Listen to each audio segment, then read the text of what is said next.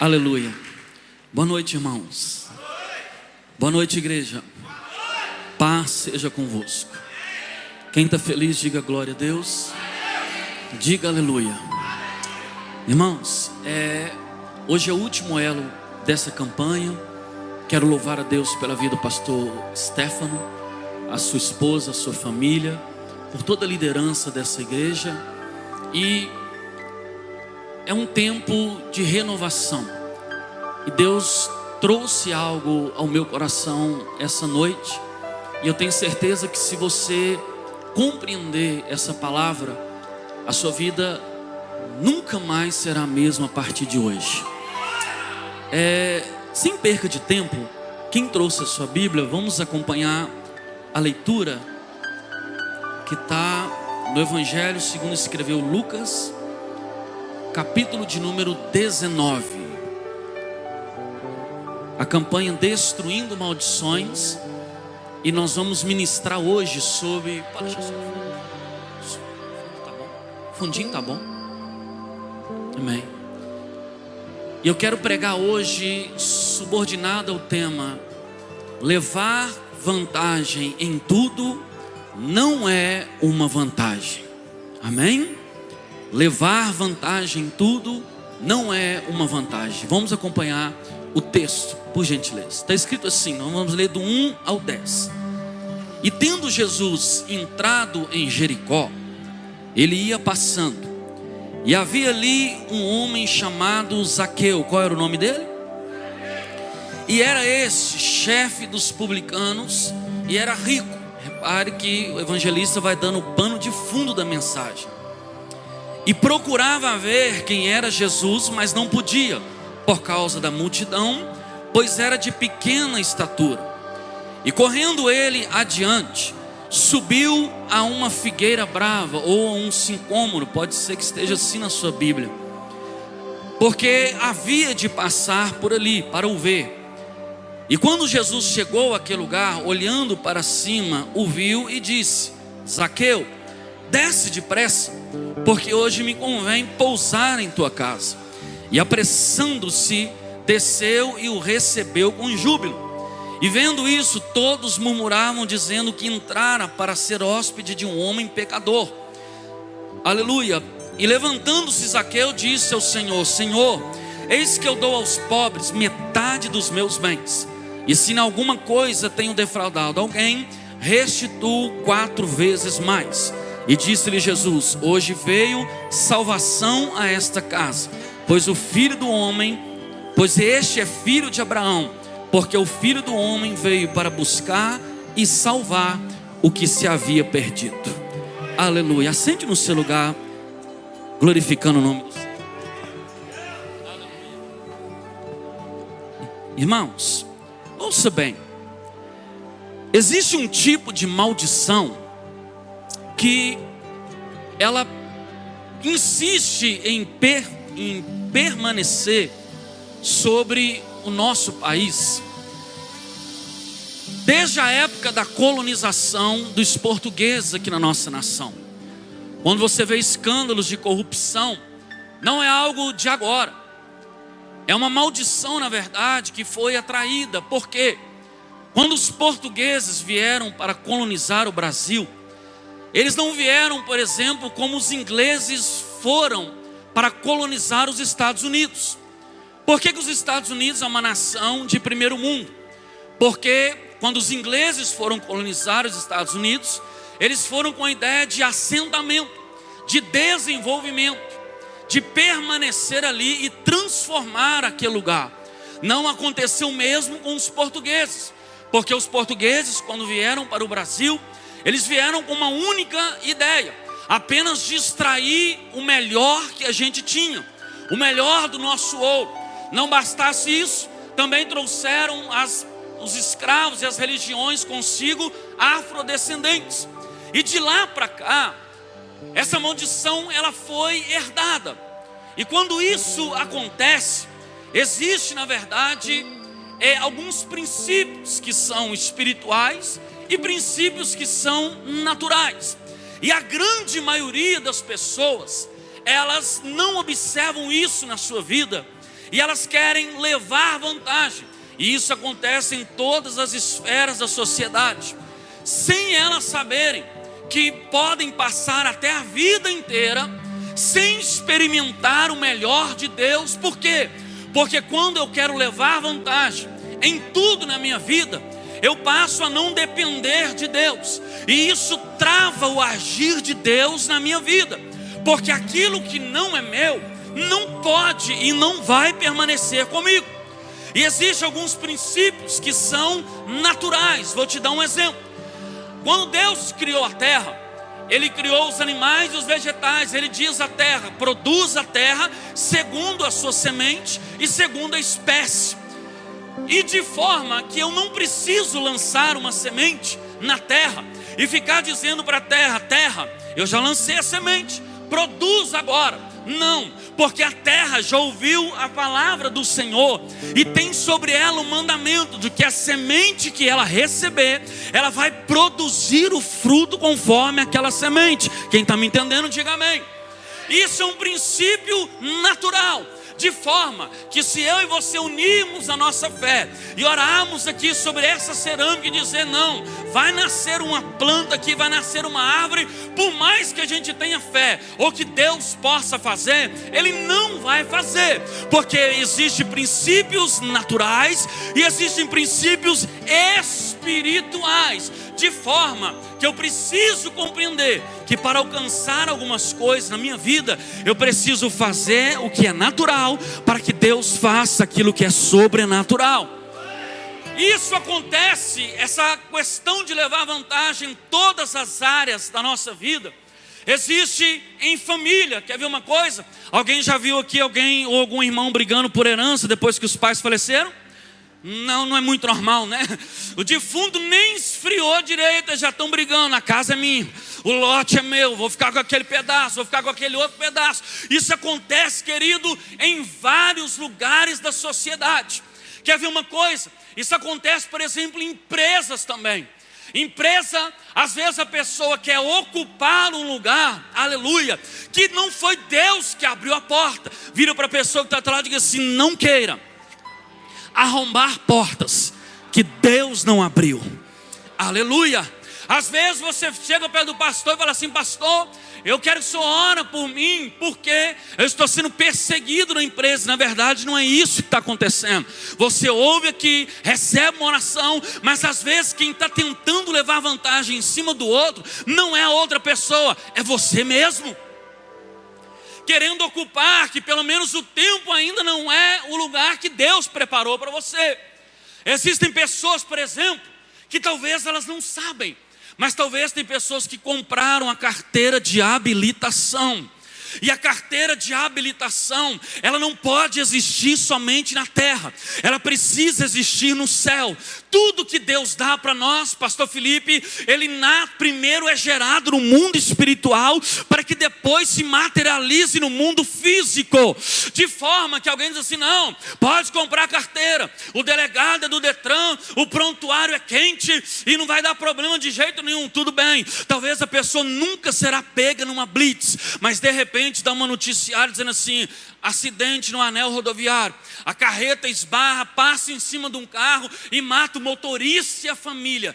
Ninguém nunca vai saber que aquele motorista tinha uma carteira ilegal, não naturalmente, mas espiritualmente. A carteira dele só existia na terra, mas não existia no céu. Essa questão de levar vantagem, às vezes ela começa desde o berço. Pergunta para mim por quê? Porque às vezes o pai, quando manda o filho para a escola, ao invés de ensinarmos os nossos filhos, por exemplo, a aprender a matéria, a respeitar o professor e a aprender a lição, sabe o que a gente ensina para eles? Ensina a tirar 10 na prova. E como ele sabe que precisa tirar 10, então como ele não estudou, então ele começa a querer levar uma vantagem que não é para ele levar. A corrupção e levar vantagem não é uma vantagem, já começa aqui. Aleluia. Quando eu fiquei imaginando e pensando sobre isso aqui, o pastor Stefano falou domingo sobre o trânsito. As pessoas associam poder ao carro que elas têm, pastor. Isso aconteceu comigo ontem aqui na Pampulha. O rapaz está no carro devagar, você está com pressa, doido para chegar no seu destino. De repente o carro dele está devagarzinho. Se você ousa encortar ele, realmente parece que entra um demônio no carro e ela acelera o carro. O carro pode ser 1.0, pode ser um carrinho pequeno. E ele arruma uma força que você tem que esgoelar o motor para poder ultrapassar ele. E as pessoas às vezes querem levar vantagem em tudo, até no trânsito. Não há uma cordialidade. Eu fiquei imaginando sobre isso aqui e pensando assim: quem leva vantagem, ele está pensando apenas no final. Pergunta para mim por quê? Aleluia. Tem um filósofo, não vou me lembrar se é Platão ou Aristóteles, que ele diz assim: aqui estou eu e lá está o meu objetivo. O mais importante não é eu chegar no objetivo. O mais importante é o trajeto que vai me levar até eu chegar ao meu objetivo. A honra não está no pódio, a honra está no percurso e a valorização naquilo que te levou até o pódio. Quem está me entendendo, diga amém. Vocês lembram quando a Ferrari pediu para que Rubens Barrichello, que estava em primeiro na corrida, diminuísse a marcha do carro para que Michael Schumacher, aleluia, ultrapassasse ele? Vocês lembram disso? Beleza, a Ferrari foi pontuada, Michael Schumacher precisava da vitória, mas quando eles foram receber o troféu no pódio, o que Schumacher fez? Ele que está em primeiro, Rubinho está em segundo, ele pega Rubens Barrichello e traz ele para o lugar mais alto do pódio. Por quê? Porque a honra não está em chegar, a honra está em como chegar. Se você parar para prestar atenção nisso aqui, Jesus, talvez seja por isso que ele disse assim: eu sou o caminho. É como se ele estivesse dizendo assim: eu sou o percurso, eu sou aquele que vou estar com você no decorrer de toda a caminhada. E eu fiquei pensando assim: por que é que as pessoas querem levar vantagem em tudo? Qual o pensamento dessas pessoas? De ter algo que na verdade não é delas. Porque na verdade, primeiro, nós amamos o imediatismo. Diga para quem está do lado assim: nós amamos o imediatismo. Querido, por quê? Porque hoje nós somos ensinados a isso.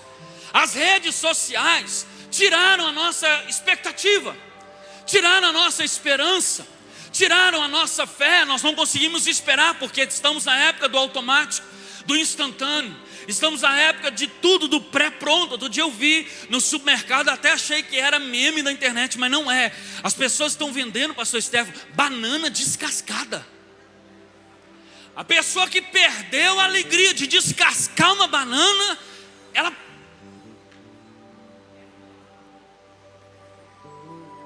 tamanha a pressa. E você reparou que enquanto mais tecnológico o mundo está, menos tempo a gente tem?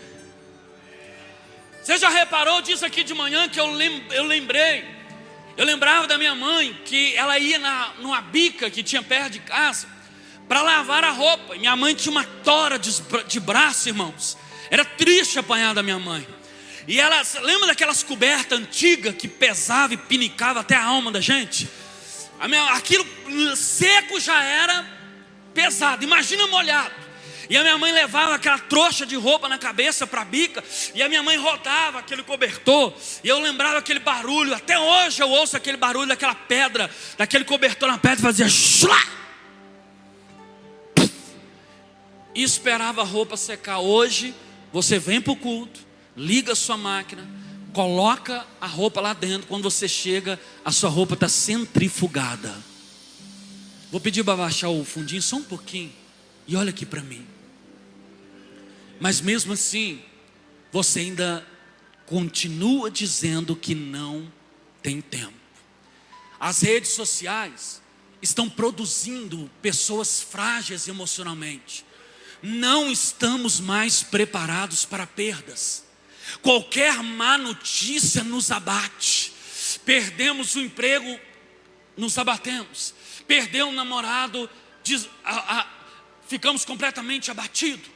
Por quê? Porque estamos na época na era dos instantâneos, e tudo é muito fácil. A mensagem vai rápida, a postagem vai rápida, a comunicação é rápida, tudo é automatizado, sem a gente perceber. Hoje é tudo no controle remoto. Sem a gente perceber, isso vai roubando a nossa esperança, a nossa expectativa. E aí vai gerando pessoas frágeis. Quer ver uma coisa? Jesus está na cruz do Calvário. De um lado esquerdo dele está um bandido. Do outro lado direito está outro bandido. O bandido da esquerda vira para o Cristo e coloca uma condicional. É o retrato da igreja de hoje. A igreja do imediatismo, que quer levar vantagem em tudo. Repare, ele era um ladrão, ele foi condenado, ele é justo, ele está naquele lugar, mas ele olha para o Cristo que ele não conhece, pastor, e ele vê a oportunidade de levar uma vantagem. E ele vira para ele e diz assim: ei, se tu és rei, desce-te daqui e tira a gente daqui também. Pergunta para mim, Jesus respondeu, pastor? Não, porque Jesus, levanta sua mão para receber isso. Jesus só manifesta quando o culto se torna interessante. Quando o culto não está interessante, Jesus, do jeito que ele estava, ele permaneceu e não responde, porque Deus não responde perguntas, Deus responde respostas, Deus responde atitudes. Se você parar para prestar atenção, enquanto o bandido aqui colocou uma condicional, o bandido da direita vira para ele e repreende. Enquanto a igreja do imediatismo se posiciona, a igreja da eternidade também se posiciona.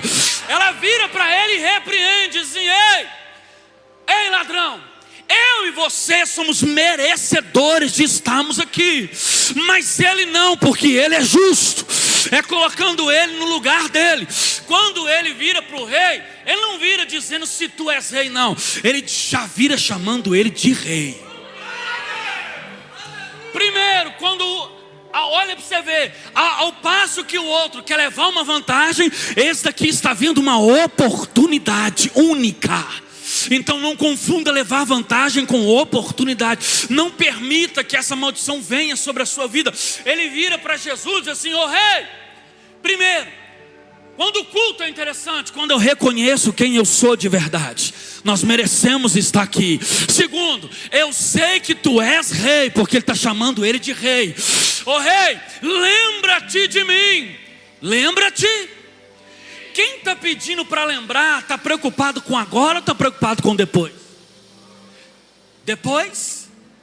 Ele vira para eles assim: lembra-te de mim, não agora. Quando entrares no teu reino, levanta a sua mão, ele está dizendo assim: eu sei quem eu sou, eu sei quem o Senhor é, eu sei que tu és rei, eu sei que o Senhor não está indo para a sepultura, e quando chegares no teu reino, não preocupa comigo agora, lembra de mim quando entrares no teu reino.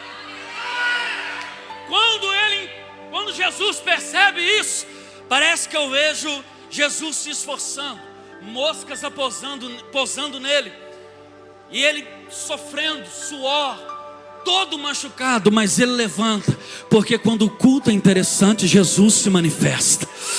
Ele levanta e responde para ele: já que você não se preocupou com o imediatismo e se preocupou com a eternidade, ainda hoje.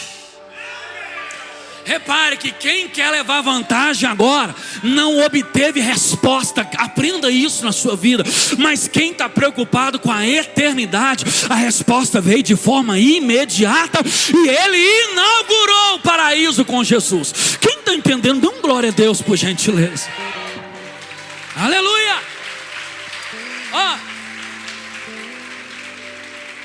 Querido, quem era Zaqueu? Diga comigo assim: Zaqueu. Zaqueu era talvez o retrato da sociedade hoje. Por quê? Porque talvez ele não entendia o propósito pelo qual ele existia. E se você entender, repare bem, não precisa de uma unção sobrenatural para aprender isso. Nós saímos nu do ventre da nossa mãe e vamos voltar nu também. Nós viemos para este mundo sem nada e vamos sair deste mundo sem nada também, aleluia. Então, se você reparar, Propósito é aquilo que Deus colocou dentro de cada um de nós. E eu e você, por que é que insistimos em querer levar algum tipo de vantagem em algum bem, se o bem mais precioso que você tem, que é a sua vida, você já recebeu ela gratuitamente? Se você entendesse, você perceberia que nós não viemos neste mundo para levar nada daqui. Nós viemos nesse mundo para deixar algo aqui. Nós viemos para trazer algo neste lugar aqui. E deixar algo aqui que Deus, Ele já nos deu. Então pensa bem. Tem gente que às vezes ele vem para a igreja e observa Jesus apenas como uma possibilidade de sucesso.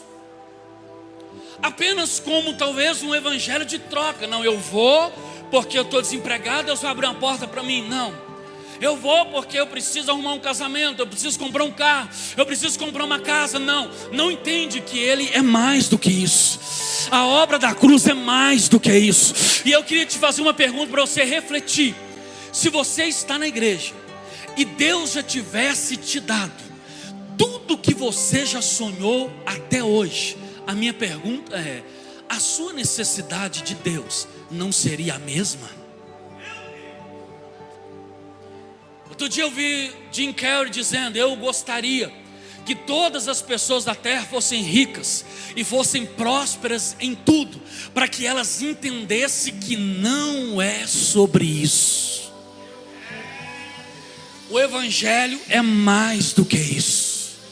E é por isso que algo está incomodando este homem chamado Zaqueu.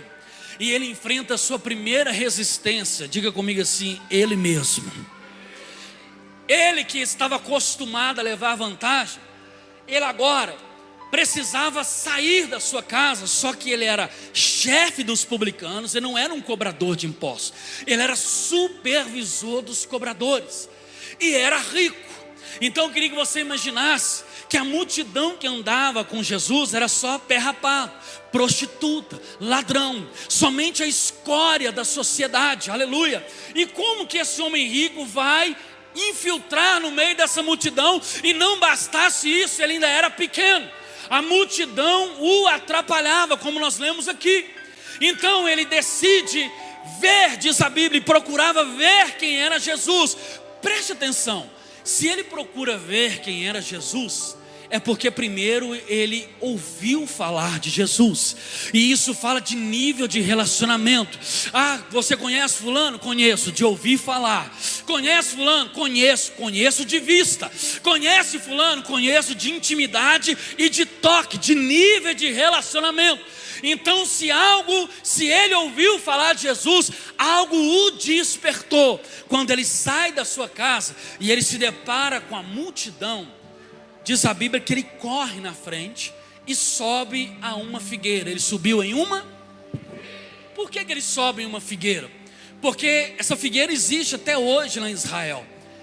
Porque figueira é uma árvore que tem as folhas muito largas, e ela dá uma sombra e dá para camuflar facilmente uma pessoa. Talvez seja por isso que Abacuque escreveu dizendo: ainda que a figueira não floresça, ele está dizendo assim: ainda que eu não tenha descanso na vida. Quando Filipe chamou Natanael para ver Jesus, Natanael falou: pode vir alguma coisa boa de Israel?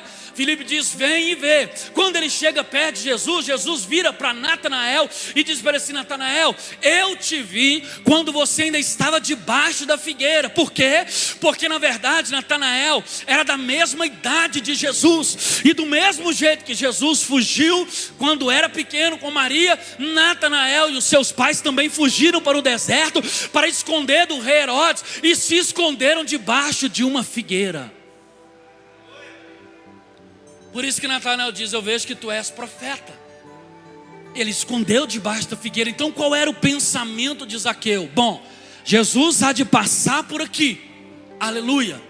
E qual era o pensamento dele? Ele vai passar, eu vou ver quem é Jesus, mas ele não precisa me ver. Diga para quem está do seu lado, diga assim: mas existe uma vantagem nisso. Como ele estava acostumado a levar vantagem em tudo, ele pensou o seguinte: eu vou ficar aqui escondido na minha, tranquilo, e ele vai passar, eu vou ver quem ele é, e ninguém vai me ver, afinal de contas eu sou rico.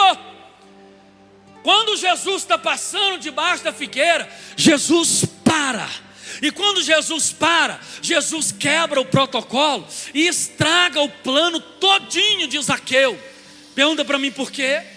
Porque Jesus para e olha para cima. Quando ele olha para cima, a multidão, faça assim comigo, por gentileza, a multidão toda faz assim. Todo mundo vê. E eu queria que você imaginasse a expressão de Zaqueu. É a mesma coisa de você passar na Praça 7, Belo Horizonte, e ver Mark Zuckerberg em cima de uma árvore. Elon Musk está em cima de uma árvore. Sim. Bill Gates está lá em cima de uma árvore. E Jesus olha o constrangimento dele. E ele pensa com ele assim: bom, Jesus estragou tudo e agora ele vai me expor. Só que Jesus, levanta a sua mão. Só que Jesus, eu queria te dizer isso. Jesus sabe aquilo que ninguém sabe. Jesus vê aquilo que ninguém vê.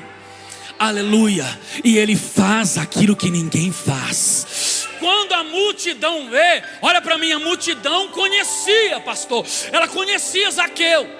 Zaqueu não sabia quem era Jesus, mas Jesus chama ele pelo nome. E quem chama pelo nome, conhece ou não conhece? Jesus vira para ele, e para não expor Zaqueu, ele diz assim para Zaqueu: Zaqueu, desce depressa, porque hoje me convém pousar em tua casa. Por que Jesus faz isso? Olha para mim, quem fala que vai dormir na casa do outro, ele tem intimidade ou não? Quem acaba de conhecer já pode falar assim: hoje eu vou dormir na sua casa? Não. Então, para Jesus não expor, Jesus é amigo. Diga para quem está atrás assim: ele é amigo, ele é parceiro, ele é companheiro.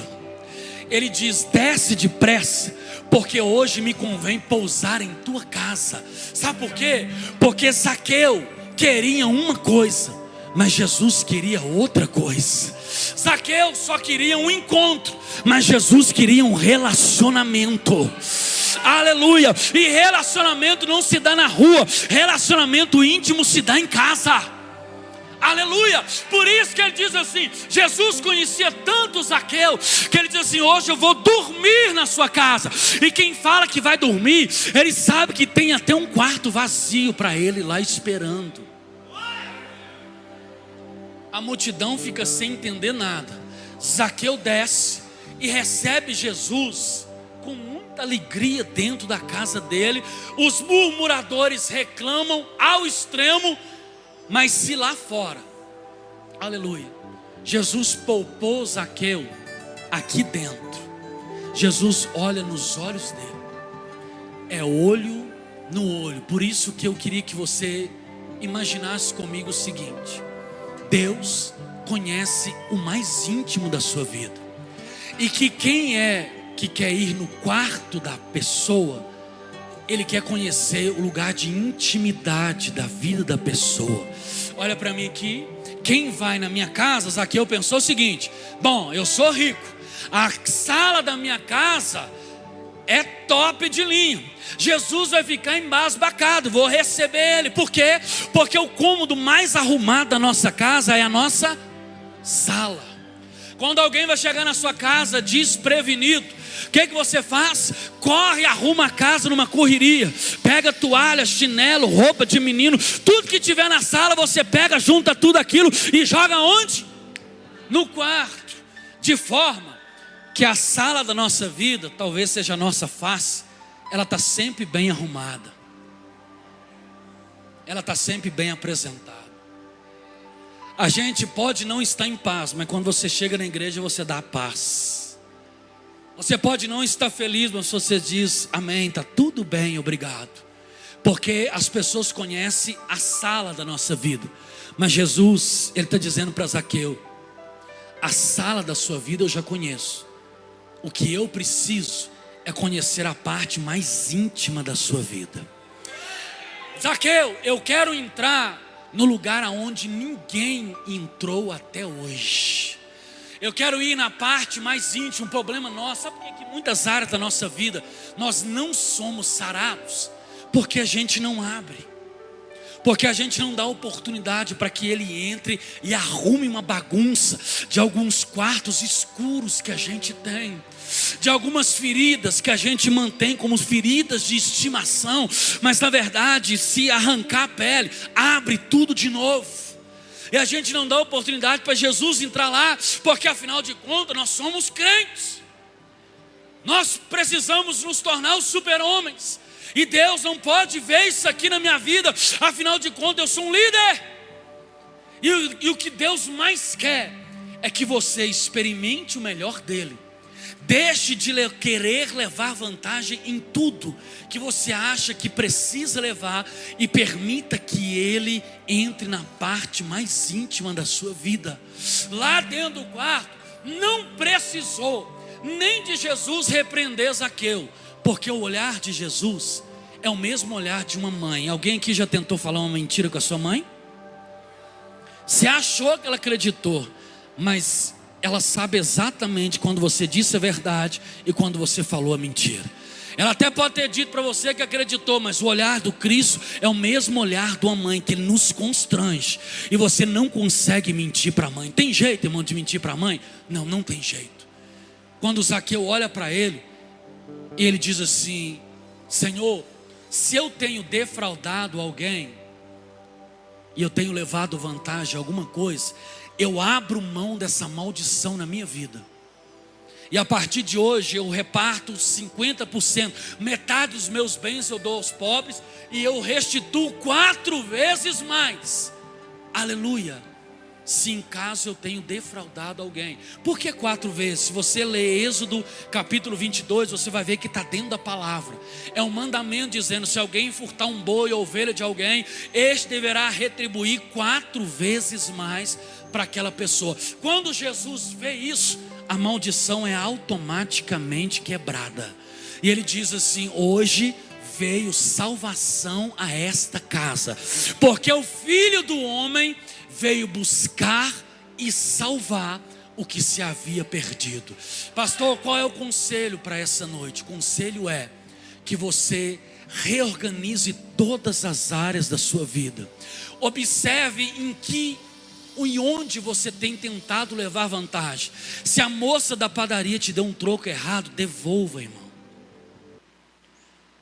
Se algum lugar alguém cometeu algum vacilo e parece que passou desapercebido, não passou desapercebido. Os céus estão te assistindo. Observe tudo que precisa melhorar na sua vida e permita que tudo que você tenha venha da parte do Senhor, venha diretamente do céu. Eu queria que você ficasse de pé no seu lugar. Aleluia.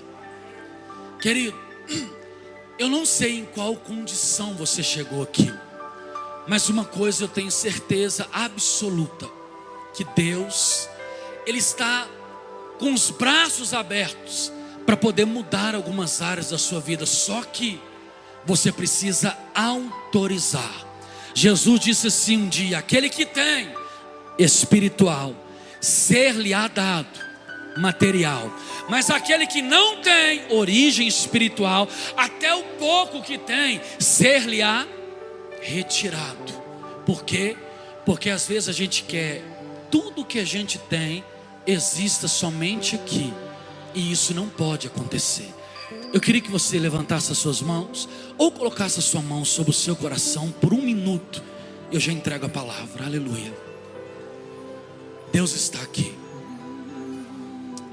Deus está aqui. E o Espírito de Deus, Ele vai abrir os seus olhos espirituais e vai te mostrar em que área talvez algumas coisas precisam melhorar na sua vida. Aonde você precisa abrir mão e dizer assim: eu não posso mais levar vantagem sobre isso. Quantos filhos talvez tenham levado vantagem sobre os seus pais? Pegam o dinheiro da aposentadoria da mãe, extorquem os seus pais.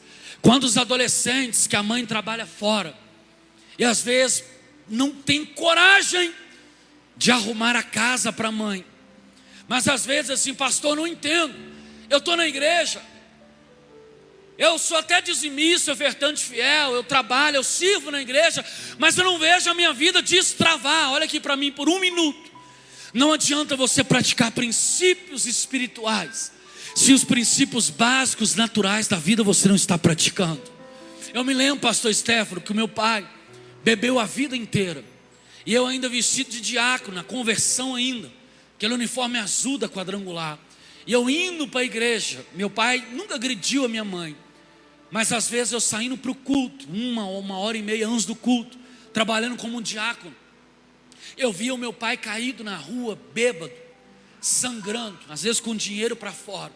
E ao invés de eu ir para o culto, antes de ir para o culto, eu me lembro como se fosse hoje. Aleluia. Um dia eu cheguei na igreja com a camisa ensanguentada, porque eu tinha pegado meu pai, ele tinha caído e ele tinha cortado isso aqui até a orelha. E eu peguei ele, consegui, não precisou do hospital, mas eu levei ele e coloquei lá na cama dele, antes de ir para a igreja. Porque eu poderia ter ido assim, eu que não vou nem olhar para ele, está procurando isso, afinal de contas, eu sou espiritual. Mas a minha mãe sempre ensinou a gente assim, seja o seu pai quem for. Minha mãe é aposentada como servente de escola, mãe de 7 filhos. E ela dizia assim, nunca levante a mão para o seu pai, Marcelo, seja ele o que for. Você não sabe, mas a violência contra idosos na pandemia cresceu, o pastor Steph deve saber disso, mais de 70%. Porque a pandemia nos fechou dentro de casa e dentro de nós mesmos. E aí que nós fomos nos conhecer, e os filhos começaram a lidar com seus pais. Daí vieram as agressões, de filho contra pai, de pai contra filho. Tudo por causa disso. Mas em nome de Jesus, levanta suas mãos, fecha os seus olhos. Essa maldição está sendo quebrada na sua vida hoje. Nunca mais você será o mesmo. Você vai crer em Deus. Feche seus olhos. Senhor, a minha oração, Pai, é muito simples. É mediante a sua palavra. Não queremos mais, Pai, levar vantagem em tudo. Isso é uma desvantagem para nós. A partir de hoje, que o Teu Espírito, ó Pai, nos leve, abra os nossos olhos, para que nós possamos ver aonde precisamos melhorar na nossa vida, para que essa maldição, aquilo que estava travando a bênção do Senhor, ó Pai, a partir de hoje não vai mais travar. O Senhor está conosco. Onde estiver, meu Deus, uma mão erguida e um coração aberto essa noite, Pai, que o Teu Espírito vá de encontro a ele agora, ó Deus, e o mostre, Pai, numa unção de libertação, para que a partir de hoje nós possamos ser completamente dependentes do Senhor. Em nome de Jesus, é o que eu declaro sobre a sua vida. Levanta as suas mãos e diga comigo assim, Senhor. Diga assim, mais forte, diga assim, Senhor, eu tomo posse. Diga assim, eu creio. A partir de hoje, a minha vida não será mais a mesma. Diga assim, eu serei totalmente dependente do Senhor. Só quem crê, aplaude e glorifica o nome de Deus.